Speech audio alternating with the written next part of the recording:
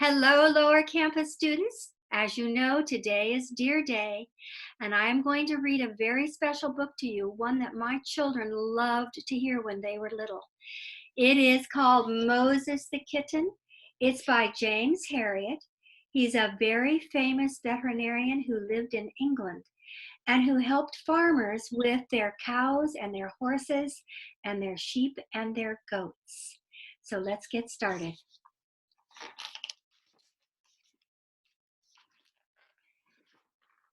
There were times in the winter when I regretted being a vet because I had to travel to the countryside to farms in the very, very cold weather.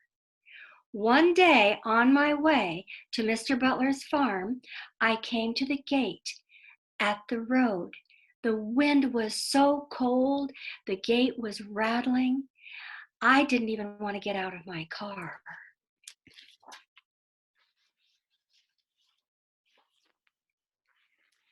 I held on onto the steering wheel with my hands in my gloves, waiting to get out. Finally, I did. And when I stepped out, the wind almost crashed the door behind me. I went to the gate and I opened it and I drove through it. But then suddenly I saw something beside the road. There was a frozen pond there and a very small black object with shiny fur. And here's what he saw.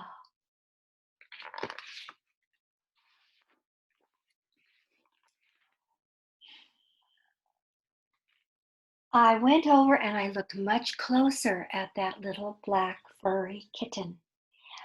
It was about 6 weeks old, I thought. Its eyes were tightly closed. Bending down, I picked it up very gently. I thought it might be dead. It was so tiny, I didn't know how it could survive in such cold weather. But no, there was life because its mouth opened for a second and then it closed again. Quickly, I lifted the little creature and put it inside my coat to keep it warm. And then I drove on to Mr. Butler's farmyard. Mr. Butler was just coming out of the calf barn carrying 2 buckets. And I said to him, "I've got one of your kittens here." Mr. Butler said, "Kittens? We don't have any kittens. We have cats of all colors, but we don't have any kittens right now." So I showed him what I had found. "Well, he must have come from somewhere else if he is not yours." And I handed the kitten to Mr. Butler.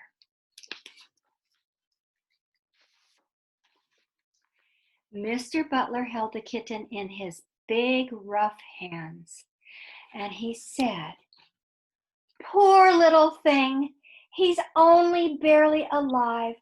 I'll take him in to my wife and see if she knows what to do for him." And here's Mr. Butler's big hands holding that tiny kitten. And the dog that you see in the picture is a border collie. They help farmers by herding their sheep and their goats and even their cows and sometimes their horses.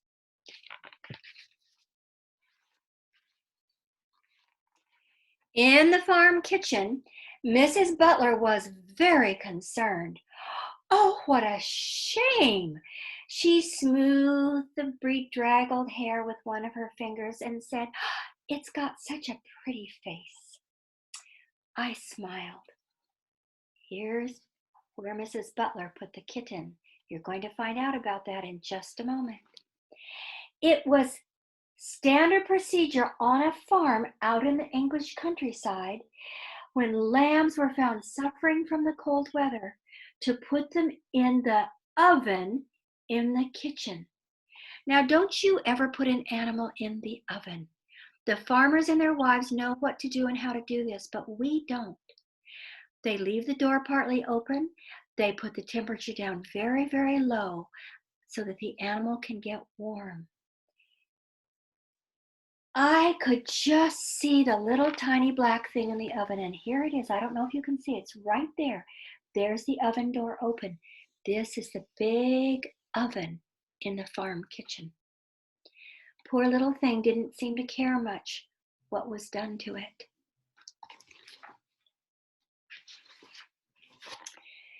Later in the kitchen, Mrs. Butler laughed. "Oh, he's still with us. Come and have a look." It was difficult to see the kitten inside that dark oven, but when I spotted him, I put out my hand and touched him, and he turned his head toward me. "He's coming around," I said. "That hour in the oven worked wonders."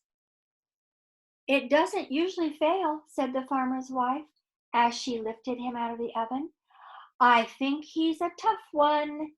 And she began to spoon warm milk into his little tiny mouth. "I reckon we'll have him lapping milk out of a bowl in a day or two." "You're going to keep him then?" I said. "Too true we are.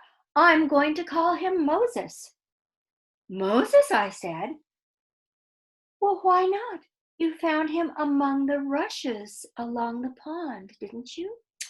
I laughed. "Yes, that's right. It's a good name for that little kitten." And here you can see Mrs. Butler holding the kitten after she took him out of the oven when he was all warmed up.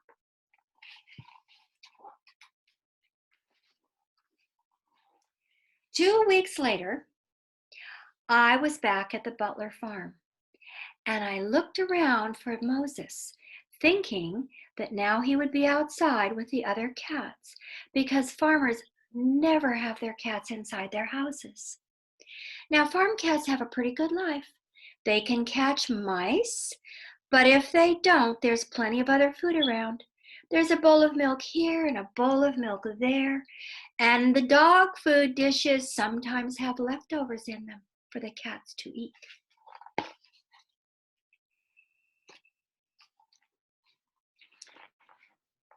After the calf was born, Mr. Butler said to me, "Come around here if you've got a minute.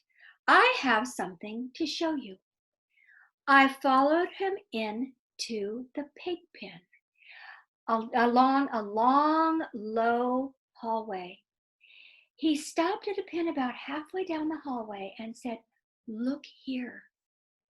I leaned over the wall, and my face must have shown my amazement, because the farmer burst into a shout of laughter. "Oh, that's something new for you, isn't it?" he said. And here is what they saw. Over the wall of the pig pen was the mama pig with her new litter and little Moses the kitten.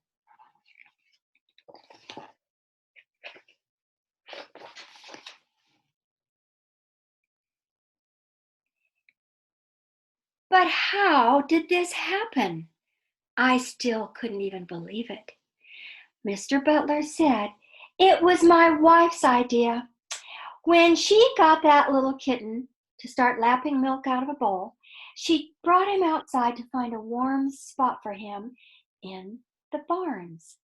She chose this pen because the big sow, Bertha, had just had a litter of piglets, and I had put a heater in the pen to keep all of them warm and cozy." And here they are again. "Sounds just right," I said to Mr. Butler.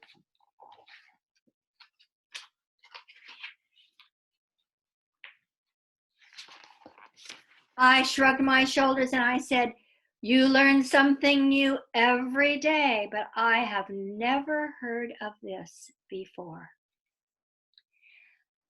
Moses grew very quickly into a sleek, handsome cat with beautiful, shiny black fur, just like he had when the vet first found him beside the frozen pond.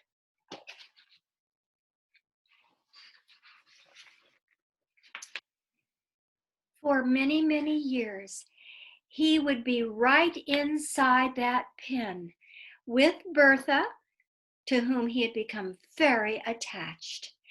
But my favorite place to see him was on the wall, looking down on his first warm home. And that's the story of Moses the Kitten. I hope you enjoyed it. Have a wonderful deer day.